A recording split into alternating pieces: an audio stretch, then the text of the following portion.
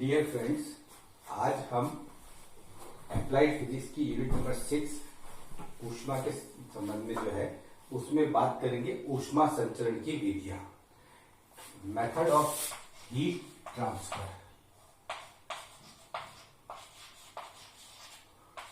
जो ऊष्मा है वह एक स्थान से दूसरे स्थान तक कई विधियों से संचरित हो सकती है। तीन महत्वपूर्ण विधियां हमारी यहां पर होती है। एक चालन, कंडक्शन,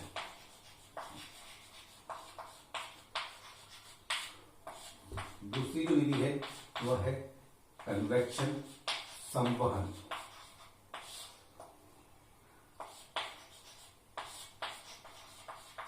और ये तीसरी विधि होती है हीट ट्रांसफर की, वो कहलाती है विकिरण, रेडिएशन।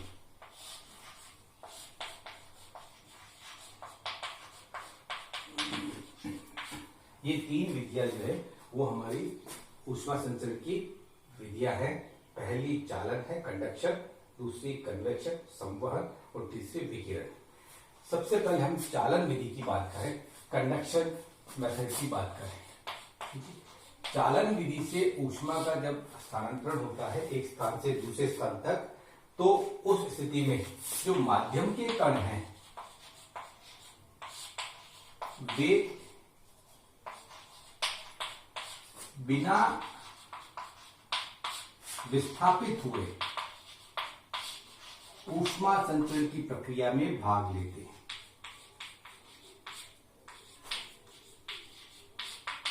तो हीट ट्रांसफर का जो प्रोसेस है उसमें वो अपना रोल प्ले करते हैं।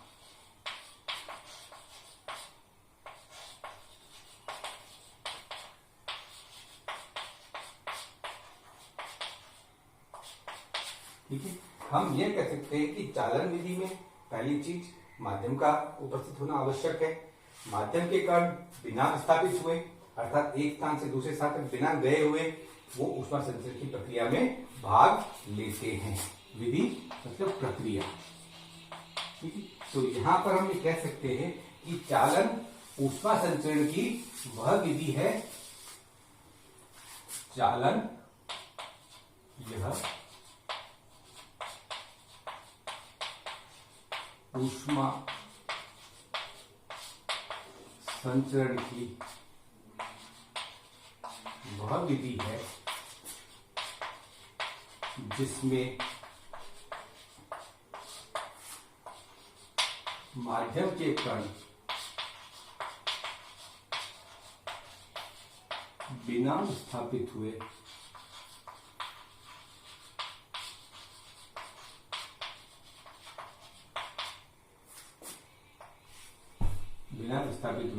ऊष्मा संचरण की प्रक्रिया अर्थात हीट ट्रांसफर के प्रोसेस में भाग लेते हैं।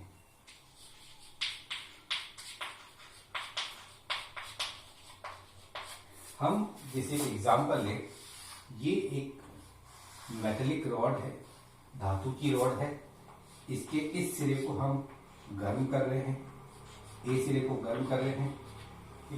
अब यहां पर आप देखेंगे हम ए सिरे को गर्म कर रहे हैं, लेकिन कुछ समय पश्चात आप ये पाएंगे ये जो बी सिरा है ये भी गर्म हो जाता है। अब ये सिरा क्यों गर्म होता है? क्योंकि यहां से इस सिरे को गर्म कर रहे हैं, इसका ताप बढ़ेगा, इसको ऊष्मा मिलेगी, यह ऊष्मा यहां से यहां स्थानांतरित होगी, इसलिए ये सिरा भी गर्म हो जाएगा। ठीक है, इसमें जो कि ठोस पदार्थ की बनी हुई है, तो यहाँ पर जो भी माध्यम के कण हैं ये ऊष्मा संचरण की प्रक्रिया में भाग ले रहे हैं, लेकिन ये अपने आप को एक जगह से दूसरी जगह नहीं लेके जा रहे, अर्थात माध्यम के कण बिना विस्थापित हुए, बिना अपनी जगह से दूसरी जगह गए हुए ऊष्मा संचरण की प्रक्रिया में भाग ले रहे हैं। ऐसी विधि को हम चालन विधि कहते हैं। ठीक, दूसरी जो विधि है वह है संवहन, कन्वेक्शन।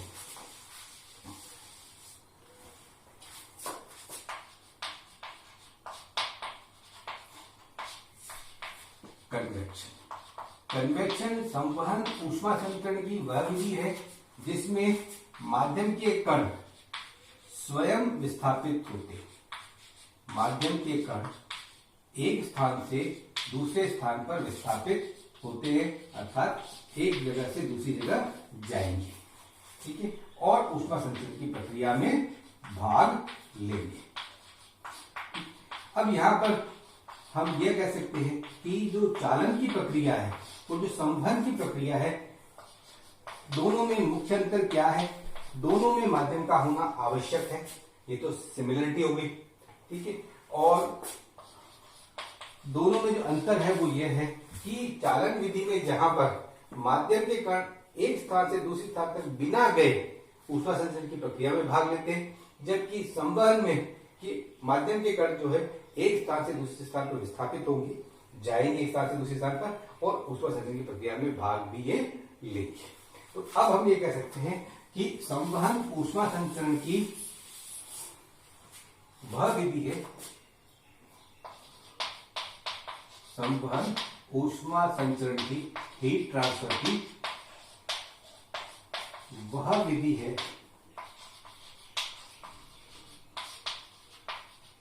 जिसमें माध्यम के कण स्वयं विस्थापित होकर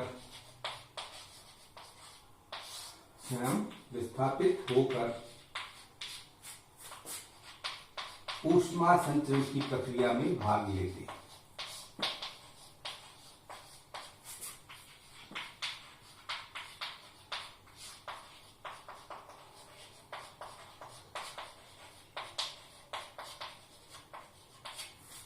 ठीक है, इसका एक एग्जाम्पल हम दे सकते हैं।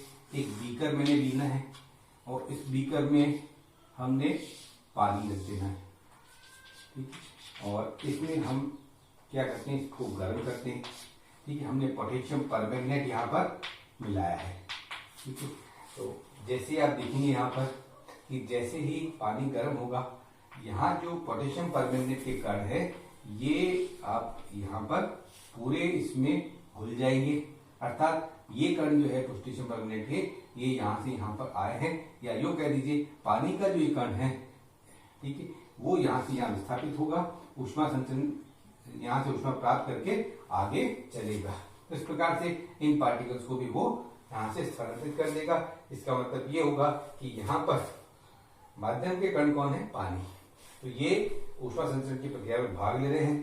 पानी का ये भाग ही गर्म नहीं हो रहा है, थोड़ी देर बाद इधर वाला भाग जो है वो भी गर्म हो रहा है। इसका मतलब ये हुआ कि यहाँ पर ऊष्मा संचरण की वह विधि काम आ रही है जिसमें माध्यम के कण स्वयं विस्थापित हो रहे हैं, ठीक है। इस पार्टिकल ने ऊष्मा ली पानी के कण ने और ऊपर चला गया और ऊपर का जो कण है उसने इसका स्थान ले लिया। इस प्रकार से ऊष्मा संचरण की प्रक्रिया में ये भाग ले रहे हैं। अब इसके बाद हम तीसरी विधि की बात करते हैं जो कि विकिरण विधि है, सबसे महत्वपूर्ण है। यह ऊष्मा संचरण की वह विधि है जिसमें बिना माध्यम की भी ऊष्मा संचरण की प्रक्रिया होती है। हम ये कह सकते हैं ऊष्मा संचरण की वह विधि जिसमें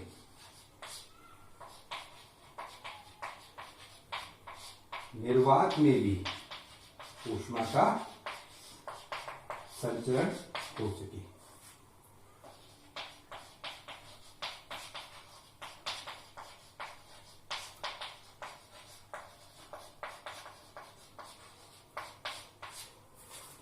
अब यहां पर हमने क्या इन तीन विधियों में से इन दोनों विधियों में माध्यम का उपस्थित होना अनिवार्य है, माध्यम का होना जरूरी है, ठीक है। अगर माध्यम नहीं होगा तो इन दोनों विधियों से ऊष्मा का संचरण नहीं हो पाएगा।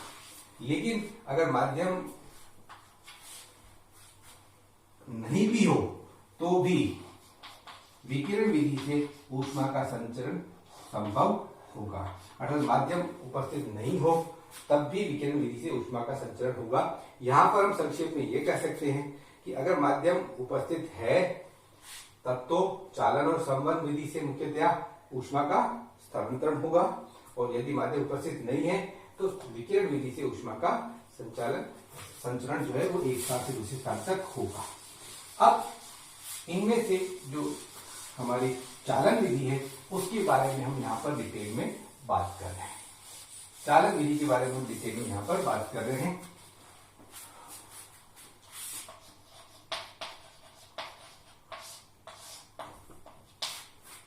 एक धातु की रॉड हम ले रहे हैं, मेटेलिक रॉड ले रहे हैं। इस मेटेलिक रॉड के हम ए फेस और बी फेस की बात कर रहे हैं।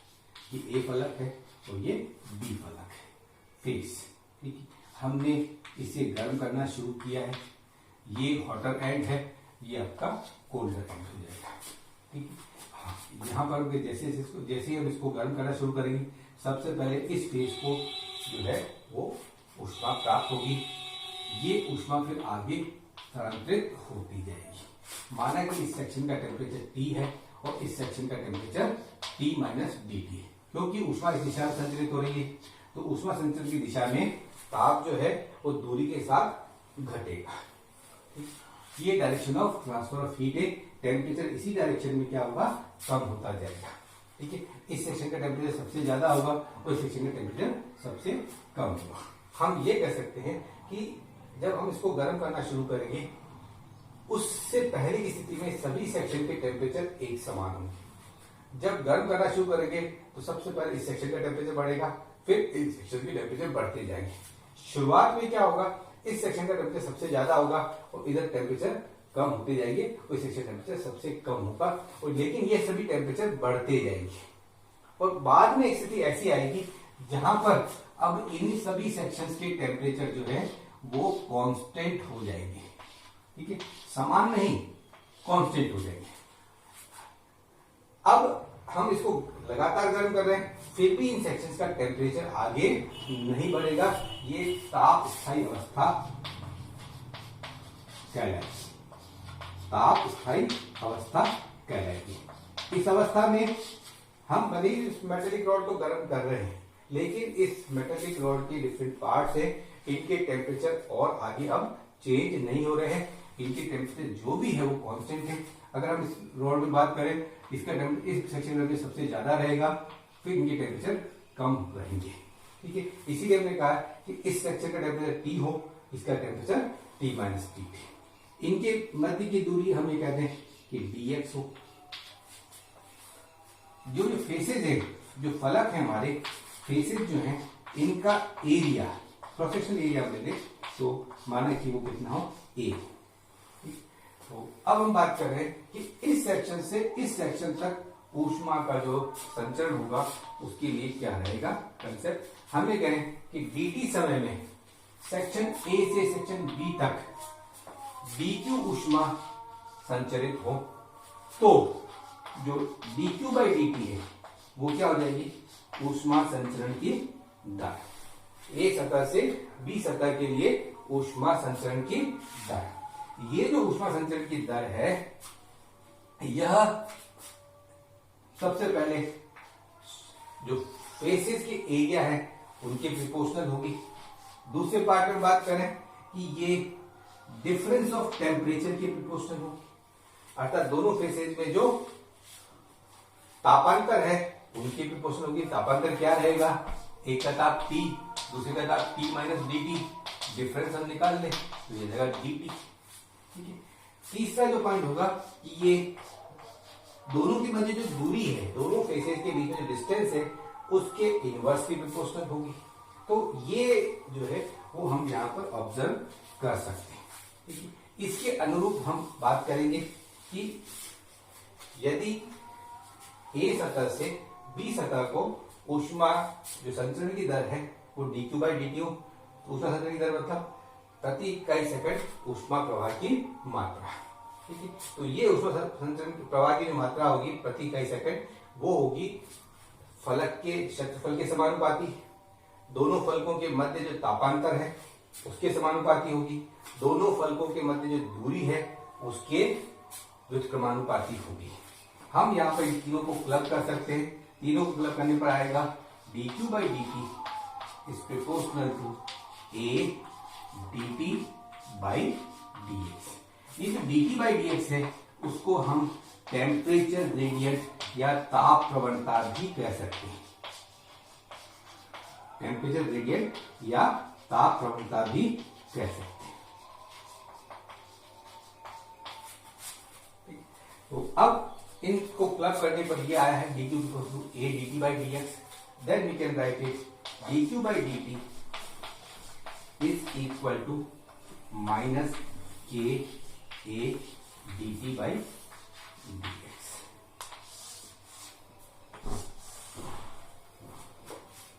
यहां पर ये जो नेगेटिव साइन है ये दर्शाएगा कि ताप जो है हमारा, टेम्परेचर जो है हमारा, वह ऊष्मा प्रवाह की जो दिशा है, डायरेक्शन ऑफ फ्लो ऑफ जो हीट है, ऊष्मा प्रवाह की दिशा में डिस्टेंस के साथ डिक्रीज होगा, दूरी के साथ घटता है। ये नेगेटिव साइन जो हमारे को ये बताएगा, नेगेटिव साइन ये बताएगा कि जो टेम्परेचर है वो direction of flow of heat है, उसमें डिस्टेंस के साथ ये डिक्रीज होगा। इस प्रकार से हम ये इक्वेशन यहां पर ले सकते हैं।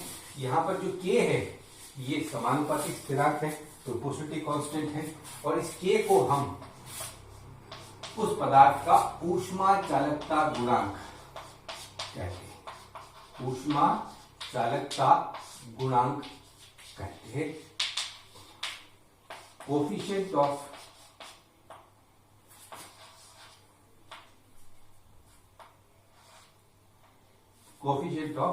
हीट कंडक्शन या थर्मल कंडक्शन,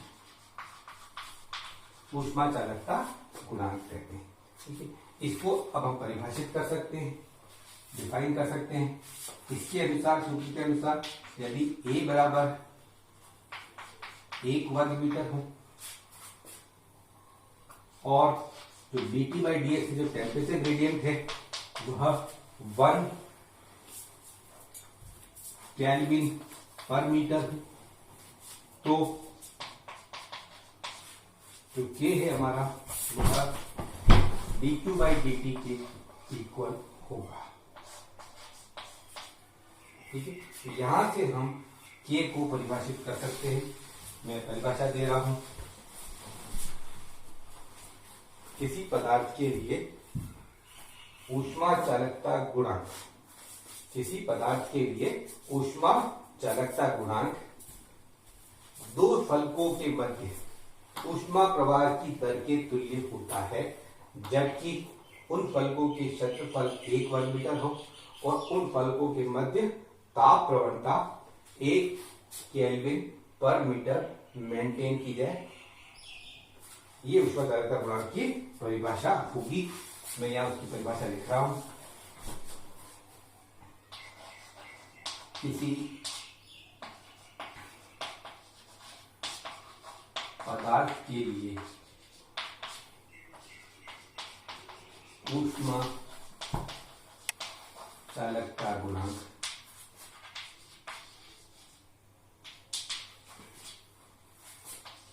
उस पदार्थ की बनी हुई छड़ के दो फलकों के मध्य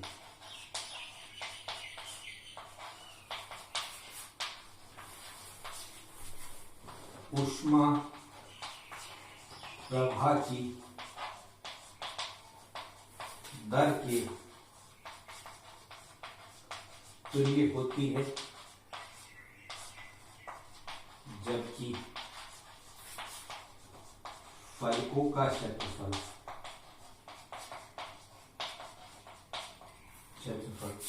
1 वर्ग मीटर 1 मीटर स्क्वायर वह उनके मध्य अर्थात फलकों के मध्य ताप प्रवणता टेम्परेचर ग्रेडियंट 1 केल्विन पर मीटर रखी जाए या मेंटेन की जाए। तो ये हमने ऊष्मा चालकता गुणांक की परिभाषा यहाँ पर दी। अब हम बात कर सकते हैं ऊष्मा चालकता गुणांक के मात्रक की। ऊष्मा चालकता गुणांक का मात्रक क्या रहेगा? तो क्योंकि हमारे पास फॉर्मूला है dq बाई dt का जो परिमाण है वो है k a dt by dx। यहां से हम बात कर सकते हैं k के लिए मात्र क्या रहेगा, dq बाई dt और a dt बाई dx। ठीक है, dq ऊष्मा प्रवाह की मात्रा जूल प्रति सेकंड, एरिया का मीटर स्क्वायर है, dt kelvin, dx again metre में है, ये पावर इससे कैंसिल हो जाएगी, यहाँ पर आएगा जूल पर सेकंड पर मीटर पर केल्विन।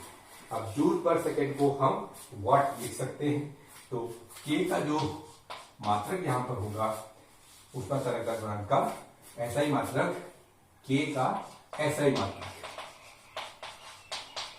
हो जाएगा। जूल पर सेकंड को वाट लिख दिया हमने, वाट पर मीटर, मीटर पावर -1 पर केल्विन, केल्विन की पावर -1, ये इसका SI मात्रक होगा। तो इस प्रकार से हम ऊष्मा चालकता गुणांक के बारे में बात कर सकते हैं। जो पदार्थ हमारे पास हैं जैसे मेटल्स, धातु, ये धातुएं जो है हमारी वो ऊष्मा की चालक है, सुचालक है, अतः इनके लिए k का मान अधिक होगा, ऊष्मा चालकता गुणांक अधिक होगा। लेकिन जो कुचालक पदार्थ जैसे हैं हमारे पास लकड़ी है, कांच है, इत्यादि पदार्थों के लिए k का मान कम होगा। अर्थात सुचालक पदार्थों के लिए जो पदार्थ ऊष्मा के सुचालक है उनके लिए ऊष्मा चालकता गुणांक अधिक होगा, जो पदार्थ कुचालक है उनके लिए ऊष्मा चालकता गुणांक कम होगा। इस प्रकार से आज हमने ऊष्मा संचरण की 3 विधियों के बारे में बात की है। Thank you.